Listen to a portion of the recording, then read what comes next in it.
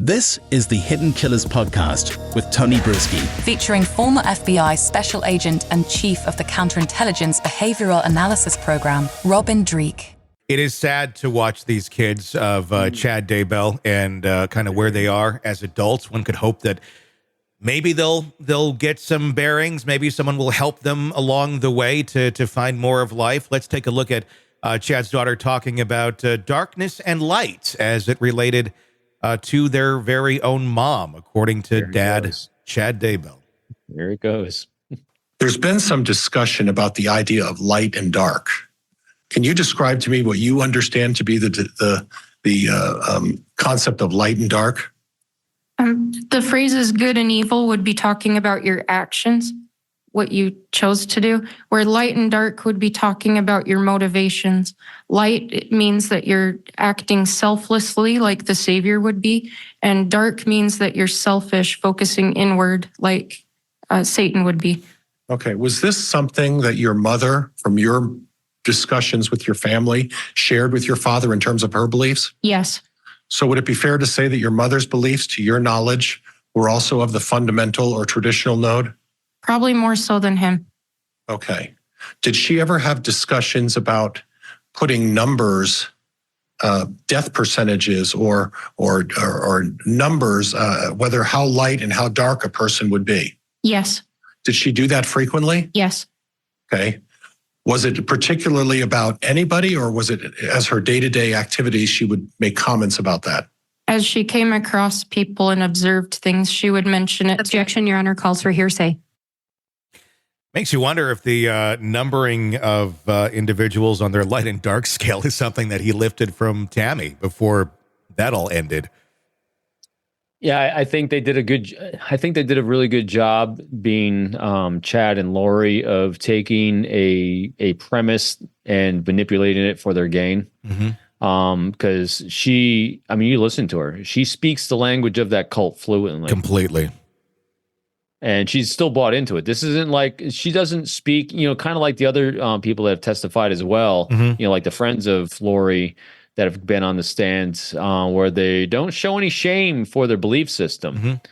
They just got to the point where maybe people dying is not a good thing. They didn't say killing, because all you're doing is releasing the darkness and they're being reincarnated. And we're texting with them in the afterlife anyway, so it's really okay. Exactly. They found some way to justify it mentally into their world of bizarre beliefs. But if you look at the Colby Ryan, the one who did break away, who was never really truly part of the Daybell cult, he'd already gone into adulthood.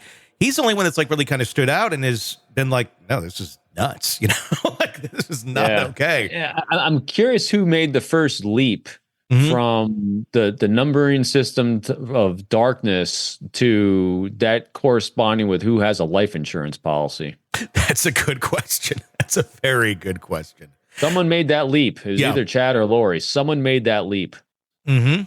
And they're dark. The darker you get, the closer we get to your money. Make sure I'm the signatory on that. What a coincidence. Oh, let's listen to one more. This is his daughter talking about having a conversation with Dad about Lori's children, because naturally you'd kind of be curious what happened to Lori's kids. You guys are kind of together now and kind of a thing. We don't see the kids anymore.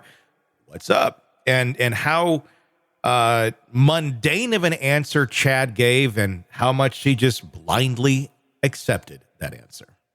So it's your understanding that at the Knott's Berry Farm trip, Lori Vallow came from another direction. Is that correct? Yes. She didn't participate in the travel plans with you to California. Is that correct? Yes. At any time, without telling me what she said, was the topic of the location of the children discussed with her? Yes. Okay. At any time, did you and your father ever discuss his knowledge of where the children might be? Yes. Okay. What do you understand your father's knowledge of where the children were located during the time that investigators were looking for them? Objection, Your Honor, calls for hearsay. Overruled. Go ahead. From my understanding, and from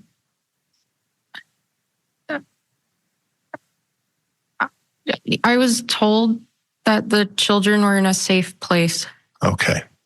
And was that understanding through your discussions with your dad? Yes. What'd you make of that? There was a weird pause before she came to the statement of, I was told the children were in a safe place, and just accepted it because Supreme Leader said so. Yeah, I mean, you can hear her. She's very specific with her question, with her answer. She's very spot on. She's not hesitating. She's not pausing. So her congruency with everything's really spot on, in a sense that she's completely bought into everything. She's not trying to be deceitful. She's trying to be honest, but her honesty is from the context of what she's been indebted to. I mean, she's just been brainwashed. Yeah. So when her dad says they're in a safe place, yeah, they're a safe place. Now, their definition of safe place is different than your and mine. Their safe place was, 6 feet under. Yeah. In a bucket. Exactly. Yeah. Yeah. I'd be concerned about a safe place for any of these kids as they get older. The only safe place in their life is either not in it, or if you're a friend of them, then not have an insurance policy. If you had an insurance policy in your circle, there's no safe place. Yeah, without a doubt. I mean, this is one of those cases that's really not that complicated.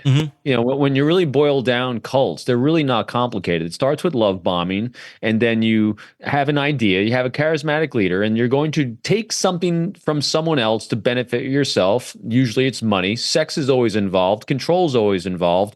And the thing that they lacked here, they lacked isolating their community. Because when you don't isolate that community and sequester them so that all they can do is feed into their own groupthink, then you start having outside influences, like outside outliers of families and friends are saying, what's that craziness you're doing?